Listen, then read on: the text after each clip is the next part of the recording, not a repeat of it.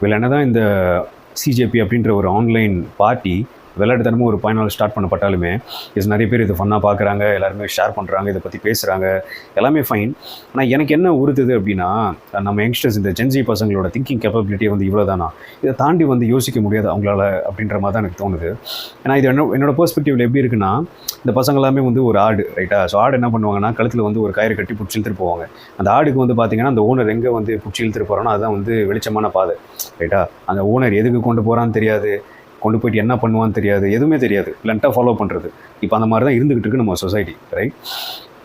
Just because வந்து இன்டர்நெட்டில் ஒரு விஷயம் வைரல் ஆகுது அப்படின்றதுனால நம்மளுமே அந்த ட்ரெண்ட் கூட வந்து பிடிச்சிட்டு மேலே போகணுன்னுலாம் ஒரு அவசியமே கிடையாது.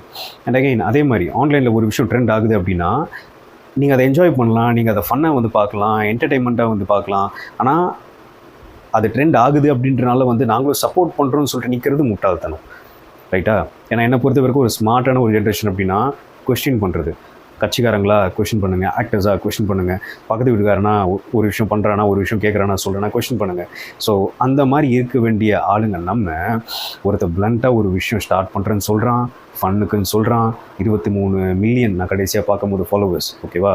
அவ்வளோ பேர் வச்சுட்டு மற்ற கட்சிக்காரங்க சோஷியல் மீடியாவில் இந்த நியூஸ் மீடியாஸ் எல்லாருமே போய் அந்த பையனை அப்ரோச் பண்ணும்போது அவன் ஃபன்னுக்கு என்டர்டைன்மெண்ட் பர்பஸுக்கெலாம் சொல்லலை, ரைட்டா? ஸோ அதுக்கு பின்னாடி ஏதாவது ஒரு மோட்டிவ் இருக்கணும், அது நமக்கு தெரியல. ஸோ எதுவுமே வந்து தெரியாமல் நம்ம பிளண்ட்டாக ஃபாலோ பண்ணுறது, அது வந்து நம்ம ஃப்யூச்சருக்கு எப்படி வந்து ஒரு நல்ல இம்பேக்டை க்ரியேட் பண்ணணும்னு சொல்லிட்டு எனக்கு தெரியல.